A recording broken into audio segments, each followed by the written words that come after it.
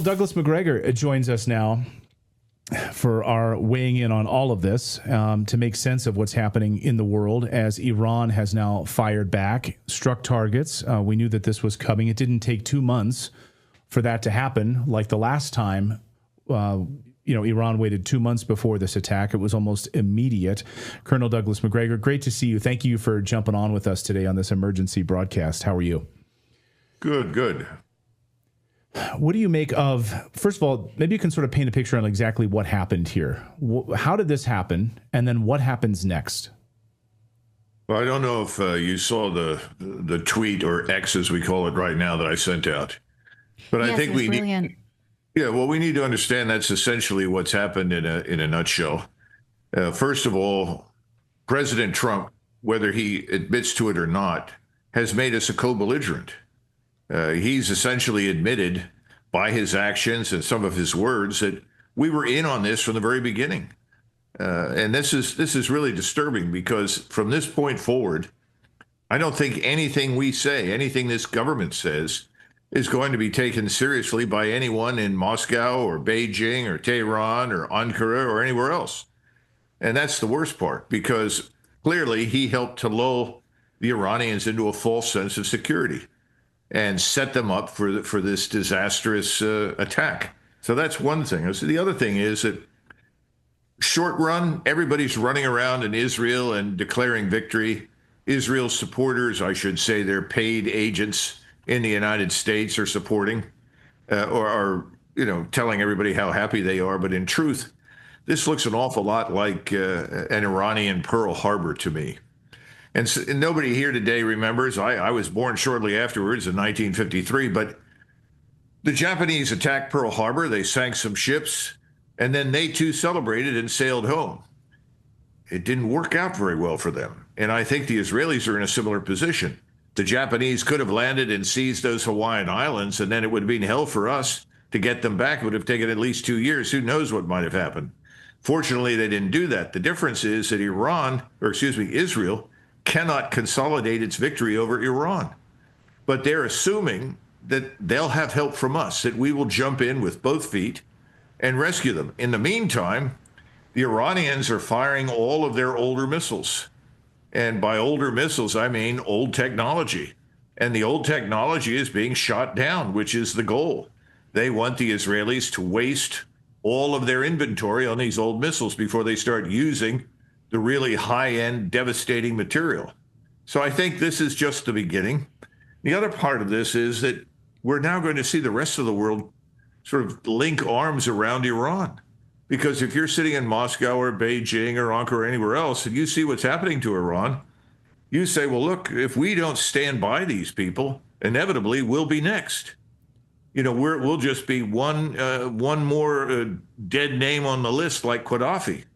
So I think all in all, this is a catastrophe for Israel. But in the meantime, it looks wonderful for Israel, or at least that's what their supporters and agents in the United States want everybody to think.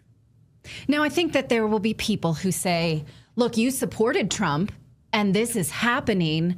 What I would say to that is we were speaking out against the war machine that was the Democrats. And Trump was the only space between full-on war that the Democrats were not going to stop Israel from doing this. It might have happened 6 weeks ago if they were in power. But I do feel like this is a betrayal of Donald Trump. This is something that Tucker had said. It would be a major betrayal of his supporters. And so would Trump have played Bibi's game knowing that we trusted him? Yes. He would not be in the White House today if it were not for wealthy billionaires that support Israel and support Bibi Netanyahu, who funded his campaign and put him into the White House. I think he knew from the beginning that once he saddled up with the likes of Miriam Adelson and a whole range of others that fall into that category, that he was going to have to do their bidding. Remember, he's been down this road before. In 2019, in June, we came close to doing something very stupid with Iran, and Donald Trump said no. He walked away from it. This was the Global Hawk that was shot down on the edge of the air defense zone in Iran. Well, he was still a free agent. I don't think he is anymore. I think he's entirely dependent on the lobby as well as on the usual class of suspects. I mean, I'm tired of this Republican versus Democrat bit, Natalie. I just think it's a uniparty. We need to come to terms with the reality. We're not represented. Yeah. Yeah. You know, I mean, not to talk about like our personal lives or anything, but it was, you know, up late last night, very difficult time sleeping. You know, Natalie having trouble sleeping. You know, you're thinking about how is this going to affect the United States of America? I don't see in any way. Maybe you could explain to me how exactly any of this benefits the United States of America. I want to put up a slate here. I think, Philip, if we have this is a slate of all of these senators. Look at this. And members of Congress. All of these people, almost immediately, we stand with Israel. We stand with Israel. We're praying for Israel. Join me in praying for Israel. These are all members of Congress. Senator Katie Boyd, Representative Darrell Issa, every one of them, lockstep, praising Israel, God's chosen people. Glenn Beck tweets, you know, we're praying for Israel. On and on and on the list goes. So how is this going to affect the United States of America? Well, of course, looking towards tomorrow when we're hearing about there's Iranian sleeper cells. I'm just worried about false flag attacks. My wife is worried about young men being drafted into war to fight in this boondoggle of a war. What do you think we're going to see? I think the first thing we do have to consider very carefully is that whenever you have these kinds of crises, there's almost an immediate alliance overnight between criminality, ideologues, terrorists, and corruption. They all tend to cooperate very effectively. Many years ago, people were shocked to discover that Islamist terrorists were cooperating with members of the IRA in order to achieve their aims. This is back in the 90s. Well, that's what you're going to see happen here in the United States. Remember, we've got probably 30 million people came into the United States under the last administration about whom we know absolutely nothing. We have no idea what they think, where they've come from. We don't even know where most of them are. You've heard Tulsi Gabbard make that statement publicly. And she's also pointed out that we see a lot of evidence in Mexico and in the United States that these groups of people that came in illegally are using tactics reminiscent of what we saw in the Middle East when we had troops on the ground in Iraq and Afghanistan. So I think we have to bet that we're going to see trouble. Just look at Los Angeles. Los Angeles has an estimated 1.2 million illegals in it. Now add to that particular fire the drug cartels, Islamist terrorists or Islamist sympathizers, and people who may just be disgruntled. You know, somebody who stands on the sidewalk and you hand him a $50 bill and said, by the way, here's a Molotov cocktail, go around the corner and throw it at the police. This is what we're dealing with at every level. We have nuclear power generation systems. We have power grids all over the country. You know, along with shopping malls, we have military installations in many states that are not really that secure, that are not heavily guarded. Anything is possible, and I see almost no good news on the horizon. And I do worry about the parade tomorrow. And I was in the Army for most of my adult life. I love the Army, and I'm glad that people are recognizing it's 250 years since the Army was first formed. But this does worry the hell out of me because nobody in that parade is interested in harming anyone. They are simply marching as part of the tribute to this 250-year history. But I don't know what's going to happen. You know, if past is prologue, what will happen is that someone like me will pick up a book in 20 years and say, oh, that was all a lie. That's me reading Scott Horton's book and saying, gosh, but we have a voice that we didn't have before. I see now, I am so mad watching Fox News saying, I'll share this with you. I was watching Peter Doocy. Peter Doocy said, I'm on the White House lawn. I will tell you this, that Trump has said many times that the war in Ukraine is not our war and the war in Gaza is not our war. And Hannity goes, bye, Peter, bye. Cut him off. Because there was this indication that maybe Trump doesn't want these wars, and they cut him off. And it's full on that this was justified. And so now we see no space between the leftist and the right media at all. It's a war to sell. But we have independent media. So is there any kind of seed there that can make this different? Well, I think you have chaos media. In other words, lots of different places, but they all tend to peddle the same narrative. I can turn on MSNBC and hear what you hear on Fox these days. I think you and people like you represent the alternative. What we don't have are big, powerful platforms that are adequately funded.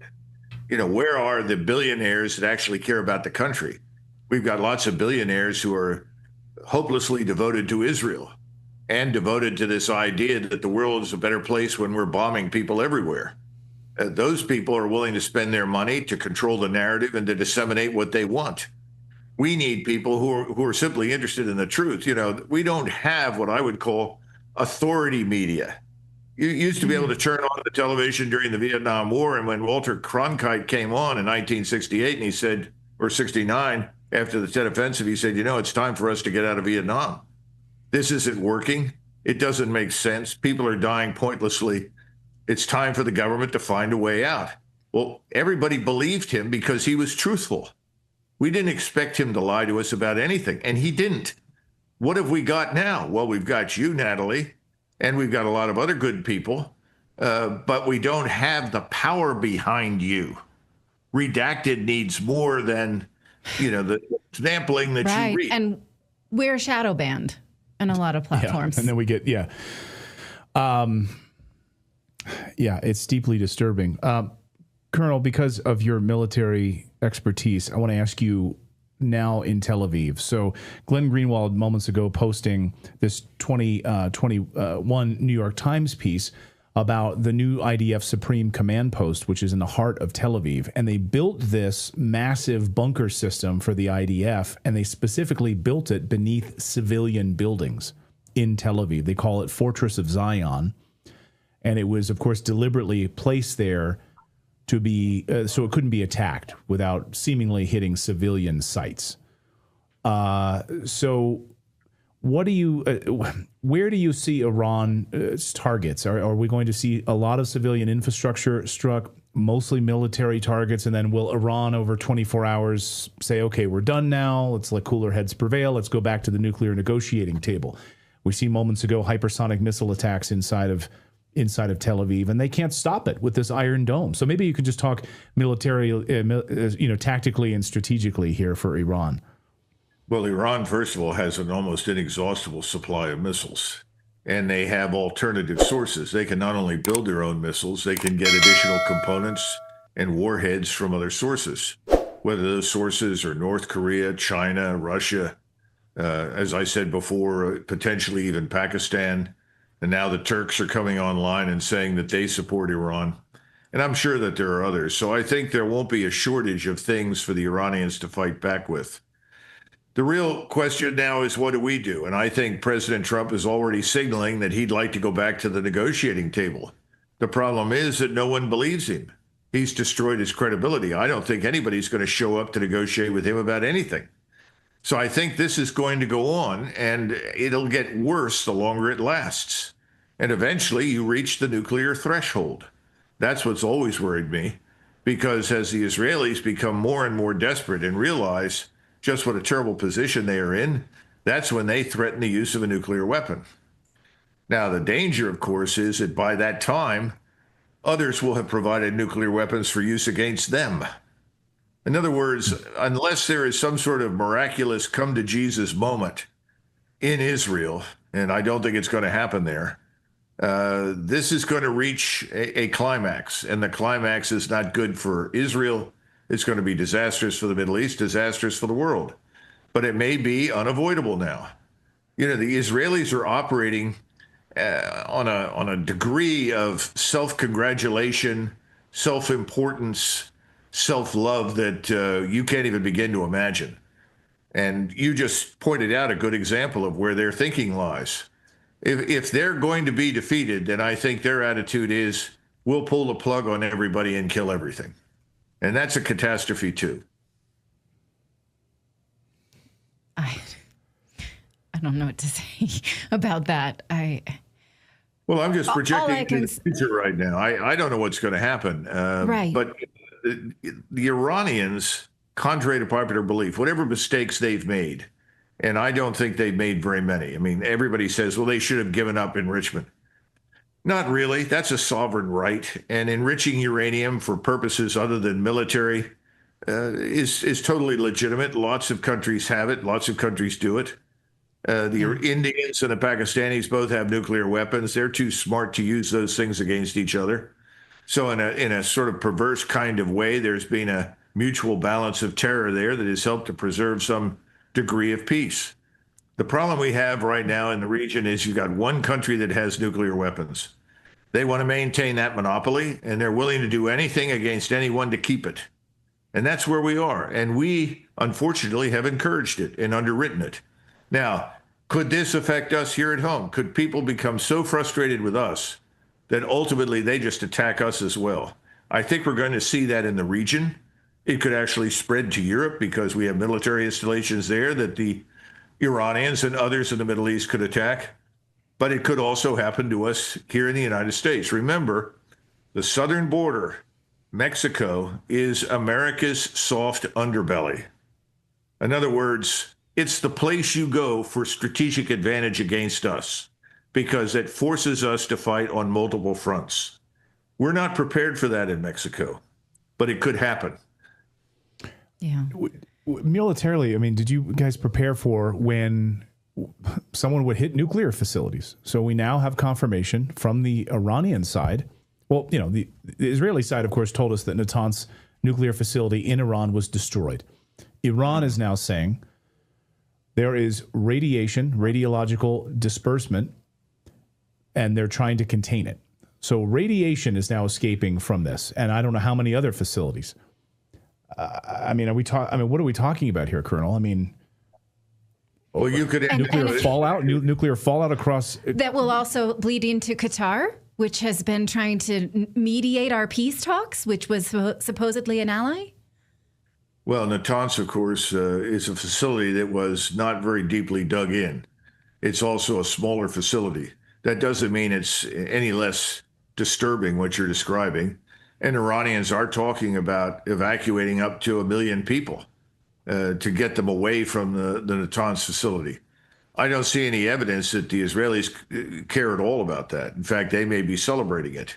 And that's part of the No, in fact, the Zionist line is we love the Iranian people. We're only against the regime. We want to free you, in fact, from life with cancer. Yeah, right. Well, I wouldn't place too much value on that statement. I don't think the Israelis care at all. In fact, their real goal has always been the destruction of the Iranian state. I just don't think the Israelis have thought this through carefully for all their self-love and claim of intellectual superiority or supremacy, and they are very intelligent, skilled, and talented people. I don't think they've thought it all through. I think the danger now is greater than it's ever been. I don't see how you end this without fundamentally destroying Israel.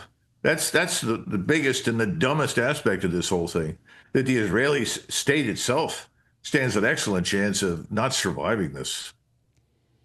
Some people in our chat are saying, Trump is a traitor, treasonous. Others are saying Trump tried to stop all of this and that he didn't, that he didn't know any of this was going to happen, that Trump was really trying to push us towards peace. He didn't know what was going to happen, that he's the arbiter of peace here.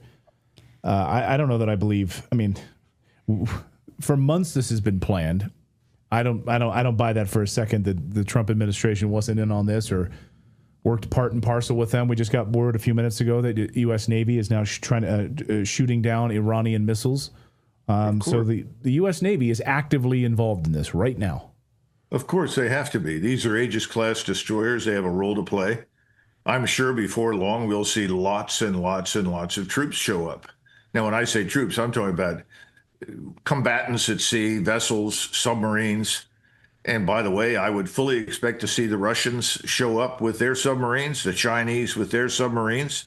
I would watch carefully what happens in the Strait of Hormuz. Look at what's happening right now with the price of oil. And that's the tip of the proverbial iceberg. I mean, inflation is going to skyrocket. In other words, whatever Trump was trying to do that made sense could easily be destroyed by all of this. Well, Colonel Macgregor, thank you so much for your time. And, you can take a victory lap. You've been saying this is escalating for a long time, probably with no pleasure, but that's the reason we rely on your expertise. So thank you so much. And again, yes, as soon as I saw your brilliant tweet about this is a Pearl Harbor moment, we know we're in for the long haul. This is not a blip in the history of modern civilization. So please follow him for his analysis online. And we will be talking a lot, I'm sure, as this continues to escalate. Thank you so much for your time. Thanks, Colonel. Great to see you. Thank you. Bye-bye.